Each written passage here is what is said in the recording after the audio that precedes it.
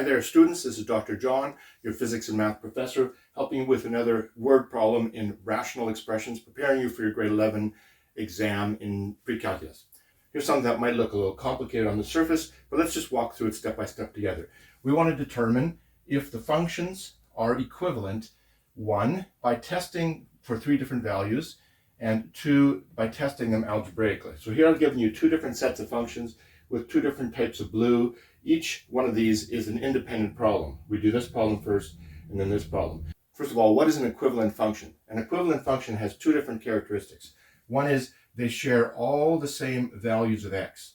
The domain for them is identical. So anything that's allowed in the one for the x values is also allowed in the other. So we can test those things really quickly here.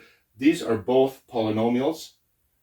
And so anything that's allowed here will also be allowed here. So that's quite safe here. This one's a little bit harder. We'll take a look at this one in a second. The second point in the equivalence argument is that for any value of x that you plug in here, for these 2 different functions, you're going to get the same value of y.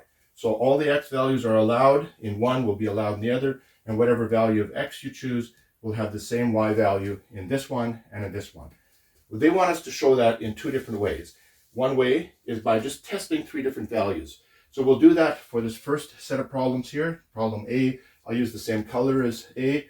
What we want to do is we want to create a chart and put in x values for this one, x values for this one, and see what the y value is. Here we are. I've developed a nice little chart for us where we're going to take these values of x, plug them into each of these, and see what the values of f is and the value of g. Let's take the easiest one first of all, 0. Plugging this in for 0, we're going to get 0 here, so that's 2 squared, which is 4. 4 times minus 3, I'll try to keep track here, minus 3 times 4 minus 1. So this is going to be minus 12, minus 1 is minus 13. So this first one here is minus 13. Let's check the g value. This is a little easier. 0 makes this term 0, makes this term 0, so it's minus 13. So that one worked quite well. Let's try another one. We'll try plugging in 1 now. So if we plug in 1 here, we're going to get 3. 3 squared is 9. 9 times 3 is 27. So it's going to be minus 27 for this first term. And here it's going to be minus 2. So that's minus 29. Let's test this over here. 1 squared is 1. 1 squared, 1 is just 1. So it's going to be minus 3. Minus 13, that's minus 16. Minus this is going to be minus 29. So it's going to be the same. There we go. That worked for that one. Let's try this last one. Minus 1 here. This term will become 0. Minus 1 is 1 squared. So it's just going to be minus 3. And then for this one, minus 1, this will kill the minus 1. This will make this a plus 13. So this is going to be minus 3 over here. This is going to be plus 13. And this is going to be minus 13. These 2, and we have minus 3. There we go. We tested it first of all by doing 3 values. We got the same x and y value for those 3. That's a good test to start with to see if these are equivalent functions. Now let's see if we can do it algebraically. To do it algebraically, what you would do is you would simplify whichever one looks like it's more complicated and see if you can get it in the same form as the other one. This one looks like it's a little more complicated. It's got some things tied up here. Let's see if we can create this first one into this form, f of x, and make it look like g of x. We'll just rewrite this up here, and then we'll see if we can simplify this. Here we go. I've rewritten this first one, this f of x up here. We're going to multiply this out here. We're going to get what? X squared plus 4x, that's the middle term, plus 4, all of that times minus 3. I'm going to leave this for now. Just hang on to that there. So this is going to be minus 3x squared minus 12x minus 12. Now we're going to add this on right here. Minus x minus 1, distributing the minus sign to each of these.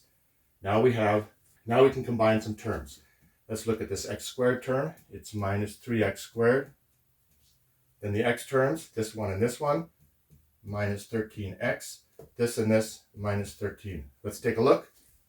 3x, there, yes. We have algebraically shown that this f of x is the same as g of x. So we're finished with this. We're going to check this one off.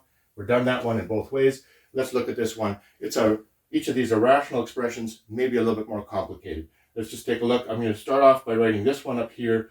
So I've written this thing up here, this expression over here, and I'm going to see if I can get this expression to look like this one. We're going to do this second part first, and then we'll go back and do the first part of this. If this is going to appear into here, then in the basement here, you'd want to have the 3x plus 1 factor in there. I'm just going to write that out here. 3x plus 1. Does that appear in there? If it does, this has to be an x to make that a 3x squared. This is going to have to be a 1 to make that a 1. Cross terms, x, 3x works. So this works. Now let's take a look at the top here and see what we can do there. Can we factor that as well? If it's going to become this, then there's going to be an x minus 2 term in there. So we'll test that out. If this is an x, that has to be an x to make that an x squared. This is going to have to be a plus 1. So let's check. This is minus 2, minus 1, minus 2x, plus x, that's right. So this factors correctly like this. We have this term common here and here. Now we have to be a little bit careful here, because what we just did from this term to make this term, we canceled off x plus 1, which means in the denominator, which means x cannot equal minus 1. That's not permitted in this function right here, because we have this x plus 1 in there, but we've canceled that off to create this one. So this is something that we have to take note of in this case. But now we notice we have this x minus 2 in the numerator, just like this, and we have 3x plus 1 in the denominator, except for this one exception. So these two are algebraically equivalent functions, except for in this one case. Because x could be used as minus 1 in this one, but it cannot be used in this one. So they're not exactly equivalent, because first of all, the domain of this one includes x equals minus 1, but this one you can't have x equals minus 1 in the domain. So they're not completely equivalent, but very, very close. Now we're going to do the second part. We're going to test three numbers. Here we have the fancy chart that I drew again. We want to find the f of x values for various x's. You can pick a whole variety of different x's. They just get harder as you go along. I tried to pick some that looked easier, because if I plug a 2 in there, the top's going to be 0. That makes that a little easier. 1 is always easy. 0 usually creates a bunch of terms that become 0, so that becomes easier. You can't pick minus 1. That's not allowed here, even though it would be allowed here. I mentioned that a second ago. So let's just plug these in and see what happens. With 0, this term becomes 0, this term becomes 0, and what are we left with? Minus 2 on the top, and then the bottom, this term becomes 0, this term becomes 0, you're just left with a 1. So the answer would be minus 2 for this one. Plugging in x equals 0 on the top, you'd have minus 2 on the top, and the bottom would be 0 here and a 1 there. So again, it's minus 2. So it works for 0. Let's check it out for 1. For 1, this term here is 1 minus 1, which is 0. This becomes minus 2 on the top, and the bottom 1, this just becomes 3 plus 4, that's 7, plus 1 is 8. So 8, I'm getting minus 1/4. Minus 1/4. Let's check it out for the second one. Plugging in a 1 here, I'm going 1 minus 2, that's minus 1 on the top. A 1 here is 3, plus that is 4. Again, minus 1/4. As we expected it to be. And then the last one, a 2. A 2 down here, 2 minus 2 is 0, so the g of x is 0. Let's see what happens up here. 2 squared is 4, minus 2, which leaves me with a 2, minus 2, which is 0. It's already 0 on the top. Doesn't matter what the bottom is, because it's 0 on the top.